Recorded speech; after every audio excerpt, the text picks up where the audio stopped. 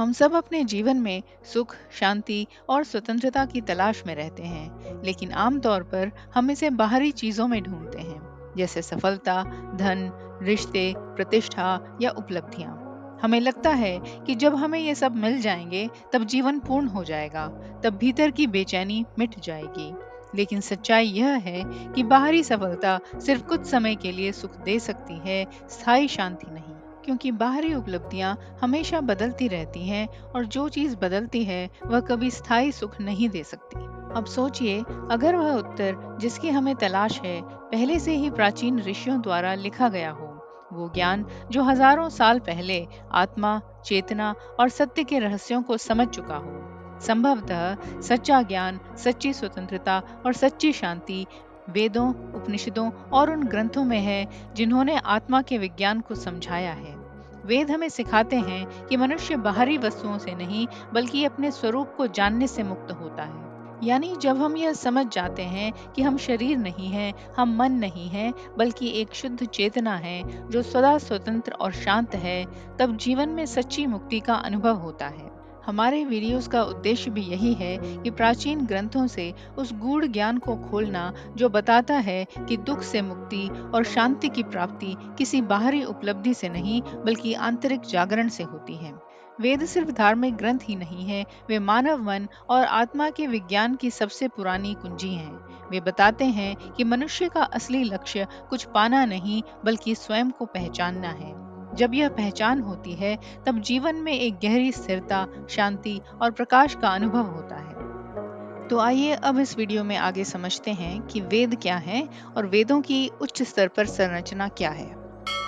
वेद हिंदू धर्म के सबसे प्राचीन और पवित्र ग्रंथ हैं। ये 4 वेदों के रूप में संरचित हैं: ऋग्वेद, यजुर्वेद, सामवेद और अथर्ववेद।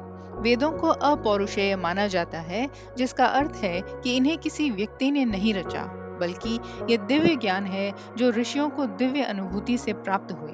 वेदों के 4 भाग होते हैं। पहला संहिता, जो मंत्रों और स्तुतियों का संग्रह है। दूसरा ब्राह्मण, जो यज्ञ विधियों का विवरण है। तीसरा आरण्यक, जो साधारण जीवन से दूर वनवासियों के लिए ध्यान साधना संबंधी चर्चा है। चौथा उपनिषद, जो गूढ़ दार्शनिक विचार, ब्रह्म और आत्मा की खोज को बताते हैं। ऋग्वेद वेदों में सबसे प्राचीन और महत्वपूर्ण वेद माना जाता है। इसमें लगभग 1028 सूक्त शामिल हैं, जो मुख्यतः देवताओं की स्तुति और प्रशंसा के लिए गाए गए हैं। ये सूक्त 10 मंडलों में विभाजित हैं। ऋग्वेद के प्रमुख देवताओं में इंद्र, जो युद्ध और वर्षा के देवता हैं; अग्नि, जो यज्ञ और दीपक के माध्यम से पूजे जाते हैं; वरुण, जो नैतिकता और जल के देवता हैं; और सोम, जो सोमरस के देवता माने जाते हैं, शामिल हैं। ऋग्वेद का मुख्य उद्देश्य इन देवताओं को यज्ञों के माध्यम से प्रसन्न करना और उनके आशीर्वाद से सुख, समृद्धि तथा जीवन में सफलता प्राप्त करना है। इसके अलावा ऋग्वेद ब्रह्मांड की उत्पत्ति, सृष्टि का रहस्य और मानव जीवन की गूढ़ प्रकृति जैसे दार्शनिक और आध्यात्मिक प्रश्नों पर भी प्रकाश डालता है। इसे केवल देवताओं की स्तुति का ग्रंथ नहीं, बल्कि जीवन और सृष्टि के रहस्यों को समझने का मार्गदर्शक भी माना जाता है। यजुर्वेद वेदों में वह ग्रंथ है जो विशेष रूप से यज्ञों और अनुष्ठानों में बोले जाने वाले मंत्रों का संग्रह है। इसे मुख्य रूप से 2 भागों में बांटा गया है: शुक्ल यजुर्वेद यानी सफेद यजुर्वेद और कृष्ण यजुर्वेद यानी काला यजुर्वेद। शुक्ल यजुर्वेद में मंत्र और उनके अर्थ अलग अलग व्यवस्थित हैं, जबकि कृष्ण यजुर्वेद में मंत्र और यज्ञ विधियां मिश्रित रूप से प्रस्तुत हैं। यजुर्वेद केवल मंत्रों का संग्रह ही नहीं, बल्कि इसमें यज्ञों की पूरी प्रक्रिया, अनुष्ठानों का क्रम, विधियां और उनके वैज्ञानिक कारणों का विस्तृत विवरण मिलता है। इसमें वर्णित मंत्रों का प्रयोग यज्ञ के दौरान होता है, जैसे हवन, बलिदान और अन्य धार्मिक अनुष्ठान। यजुर्वेद का मुख्य उद्देश्य है यज्ञ की महिमा को समझाना, अनुष्ठानों की वैज्ञानिकता को उजागर करना और यज्ञ के माध्यम से आत्मा की शुद्धि तथा मानसिक और आध्यात्मिक उन्नति को प्राप्त करना। इसे जीवन में कर्म, पूजा और साधना को प्रभावी तरीके से करने का मार्गदर्शक भी कहा जाता है। सामवेद वेदों में वह वेद है जिसे संगीत का जनक माना जाता है। इसका मुख्य उद्देश्य मंत्रों को केवल पढ़ने या सुनाने तक सीमित नहीं है, बल्कि उन्हें संगीतमय स्वरूप में प्रस्तुत करना है। सामवेद में ऋग्वेद के मंत्रों को लिया गया है और उन्हें साम के रूप में गाया जाता है। यह वेद विशेष रूप से यज्ञों में गायन के लिए बनाया गया था, ताकि देवताओं को प्रसन्न किया जा सके और यज्ञ का वातावरण अधिक प्रभावशाली और आध्यात्मिक रूप से आनंददायक बना सके। सामवेद में लगभग 1875 मंत्र शामिल हैं, जिसमें अधिकांश मंत्र सीधे ऋग्वेद से लिए गए हैं, लेकिन इन्हें संगीतबद्ध करके यज्ञ और अनुष्ठानों में प्रयुक्त किया जाता है। इसका महत्व केवल धार्मिक अनुष्ठानों तक ही सीमित नहीं है। सामवेद ने भारतीय शास्त्रीय संगीत की नींव रखी है। इसके मंत्रों का उच्चारण और गायन न केवल आध्यात्मिक आनंद देता है, बल्कि मन और चेतना को भी शांति और स्थिरता प्रदान करता है। यही कारण है कि सामवेद को संगीत और आध्यात्मिक अभ्यास दोनों का मूल स्रोत माना जाता है। अथर्ववेद वेदों में वह ग्रंथ है जो मुख्य रूप से जीवन के व्यावहारिक और सांसारिक पहलुओं पर ध्यान केंद्रित करता है। इसमें न केवल धार्मिक अनुष्ठानों और मंत्रों का वर्णन है, बल्कि स्वास्थ्य, रोग निवारण, विवाह, गृहस्थ जीवन, सामाजिक नियम और तंत्र मंत्र संबंधी उपायों का विस्तृत विवरण भी मिलता है। अथर्ववेद में ऐसे मंत्र शामिल हैं जो रोगों से रक्षा करते हैं, शारीरिक और मानसिक स्वास्थ्य को बनाए रखने में सहायक हैं और जीवन में आने वाली विभिन्न परेशानियों का समाधान प्रदान करते हैं। इसके अलावा इसमें काला जादू, भूत प्रेत से सुरक्षा के उपाय भी बताए गए हैं। अथर्ववेद विवाह और पारिवारिक जीवन से जुड़े नियमों, सामाजिक व्यवहार और मानव जीवन में संतुलन बनाए रखने के मार्गों पर भी प्रकाश डालता है। इसके दार्शनिक पहलू में ब्रह्मांड की उत्पत्ति, जीवन और मृत्यु के बाद की अवस्था पर चिंतन भी शामिल है।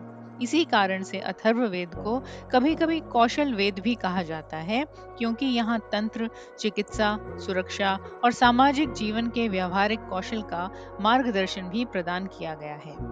यह वेद जीवन में सफलता, सुरक्षा और संतुलन प्राप्त करने का एक उपयोगी और व्यवहारिक साधन माना जाता है। वेदों का दार्शनिक और आध्यात्मिक पक्ष उपनिषदों में प्रकट होता है। उपनिषद वेदों के अंतिम भाग के रूप में माने जाते हैं और इन्हें वेदांत कहा जाता है, जिसका अर्थ है वेद का अंतिम ज्ञान।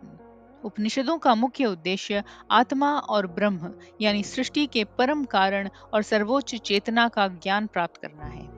इन ग्रंथों में कहा गया है, ब्रह्म सत्यम जगत मिथ्या, ब्रह्म ही सत्य है, जबकि संसार माया अर्थात असत्य और क्षणभंगुर है। अहम ब्रह्मास्मि, मैं स्वयं ब्रह्म अर्थात परम चेतना हूँ। तत्वमसि, तू भी वही ब्रह्म है। उपनिषदों में यह शिक्षा दी गई है कि आत्मा और परम चेतना अलग नहीं है। आत्म साक्षात्कार और ब्रह्म का अनुभव करने से व्यक्ति वास्तविक स्वतंत्रता और शाश्वत शांति को प्राप्त करता है। ये ग्रंथ अद्वैत वेदांत के सिद्धांतों को विस्तार से समझाते हैं, जो कहते हैं कि ब्रह्म अद्वितीय है और किसी भी तरह से द्वैत या भेद नहीं रखता। उपनिषद केवल ज्ञान का संग्रह ही नहीं, बल्कि जीवन को समझने और आत्मा की वास्तविकता का अनुभव करने का मार्गदर्शन प्रदान करते हैं। इनके माध्यम से व्यक्ति यह जान सकता है कि उसकी असली पहचान शरीर, मन या संसार में नहीं, बल्कि शुद्ध चेतना और ब्रह्म में है। वेदों का महत्व अत्यंत व्यापक और सर्वांगीण है। वे न केवल धार्मिक ग्रंथ हैं, बल्कि जीवन के सभी पहलुओं का मार्गदर्शन भी प्रदान करते हैं। वेदों में 4 पुरुषार्थों धर्म, अर्थ, काम और मोक्ष का ज्ञान दिया गया है, जो जीवन को संतुलित और सार्थक बनाने में सहायक है। वे मानवता के लिए नैतिकता, सह अस्तित्व, करुणा और सत्य का मार्गदर्शन भी देते हैं, जिससे समाज और व्यक्तिगत जीवन दोनों में संतुलन और सद्भाव बना रहता है। इसके साथ ही वेदों में आध्यात्मिक उन्नति के मार्ग भी बताए गए हैं, जैसे ध्यान, साधना और आत्म साक्षात्कार, जो व्यक्ति को मोक्ष और अंतर्निहित शांति की ओर ले जाते हैं। वेदों की वैज्ञानिक दृष्टि भी बहुत अद्भुत है। यज्ञ विज्ञान, औषधि विज्ञान, खगोल शास्त्र और जीवन विज्ञान के तत्वों का उल्लेख करके यह बताया गया है कि वेद केवल आध्यात्मिक नहीं, बल्कि व्यावहारिक और तर्क संगत भी हैं। इस प्रकार वेद जीवन का संपूर्ण मार्गदर्शन प्रस्तुत करते हैं, व्यक्ति, समाज और ब्रह्मांड तीनों के लिए। वेदों की भाषा संस्कृत है, इसीलिए शुरुआत में किसी अच्छे हिंदी या अंग्रेजी अनुवाद का सहारा लेना उपयोगी रहता है। इससे मूल अर्थ को समझना आसान हो जाता है और श्लोकों का गूढ़ संदेश स्पष्ट होता है। अध्ययन क्रमबद्ध तरीके से करना महत्वपूर्ण है, जैसे ऋग्वेद या भगवद गीता और उपनिषदों से शुरुआत करके धीरे धीरे यजुर्वेद, सामवेद और अथर्ववेद की ओर बढ़ा जा सकता है। सामवेद के मंत्रों को सुनना और उनका उच्चारण सीखना अत्यंत शुभ माना जाता है, क्योंकि इसमें मंत्रों की ऊर्जा का अनुभव सीधे मन और चेतना में होता है। इसके साथ ही हर श्लोक का अर्थ समझकर उसका जीवन में व्यावहारिक उपयोग खोजना आवश्यक है। केवल पढ़ने या सुनने से नहीं, बल्कि उसके भाव को अपनाकर जीवन में लागू करने से ही वेदों का वास्तविक लाभ प्राप्त होता है। इस तरह अध्ययन, श्रवण और चिंतन के माध्यम से वेदों की गहन और समग्र समझ विकसित की जा सकती है। इस तरह आज हमने देखा कि वेद केवल धार्मिक ग्रंथ ही नहीं, बल्कि जीवन का संपूर्ण दर्शन प्रस्तुत करते हैं। ये हमें बताते हैं कि जीवन में धर्म, कर्म और ज्ञान कैसे संतुलित रहें। इनका अध्ययन न केवल आध्यात्मिक उन्नति देता है, बल्कि एक संतुलित और अर्थपूर्ण जीवन जीने की प्रेरणा भी देता है। तो ये था एक परिचय। उम्मीद है आप इस यात्रा में हमारे साथ बने रहेंगे।